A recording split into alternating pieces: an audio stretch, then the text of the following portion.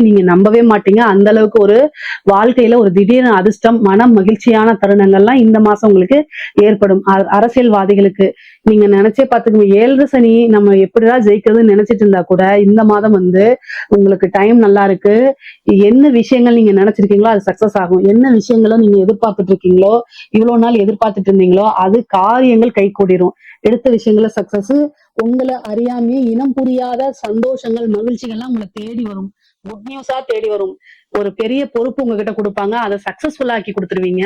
அதே மாரி உங்களுக்கு கீழ ஆட்கள்லாம் போட்டு அவங்களெல்லாம் வந்து வேலை வாங்கக்கூடியது அமைப்பு. மக்களுடைய 7 சனி வந்து பாத்தீங்கன்னா, பொதுவாவே இந்த அரசியல்வாதிகளுக்கு மிகப்பெரிய யோகம் தான் நான் சொல்லுவேன். எப்பல்லாம் சந்திரன் மேல சனி வருதோ, பொதுமக்களுடைய ஆதரவுகள் கிடைச்சிரும். அப்போ உங்களுக்கு தேவையானது என்ன அப்படின்னா, பொதுமக்கள் ஆதரவுகள் இருக்கும். ஆனா ஜனவசியம்ங்கிற விஷயம் தேவை உங்களுக்கு.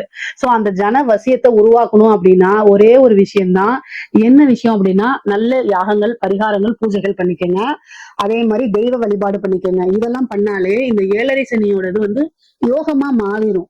அதாவது 7 சனியில தான் அதிக யோகங்கள் இதெல்லாம் இருக்காங்க. இந்த புணர்ப்பு தோஷம்லாம் விலகி நல்ல நிலை உருவாகணும்னா அதுக்கு உண்டான பரிகாரங்களை நீங்க பண்ணிக்கணும். கட்டாயம் பண்ணிக்கணும். பொதுவாவே மீன ராசிக்கு இந்த மாதம் ஜாக்பாட் அப்படின்னு தான் என்னுடையது. ரொம்ப நல்லா இருக்கு. நிறைய அற்புதமான பலன்களா இருக்கு. அதே நேரத்துல ஹெல்த் ரீதியா இருக்கக்கூடிய விஷயங்களை பாத்துக்கணும். உயிர் சொத்துக்கள்லாம் வரும். வண்டி வாகனங்கள்ல போகும்போது கவனம் தேவை. இதை தாண்டி வேற எந்த நெகட்டிவுமே கிடையாது. இதுல ஏதாவது சந்தேகங்கள் இருக்கு அப்படின்னா கமெண்ட்ஸ்ல கேளுங்க. கட்டாயம் நான் ஆன்சர் பண்றேன். நம்மளுடைய சேனலை லைக் பண்ணுங்க, ஷேர் பண்ணுங்க, சப்ஸ்கிரைப் பண்ணுங்க. நன்றி, வணக்கம்.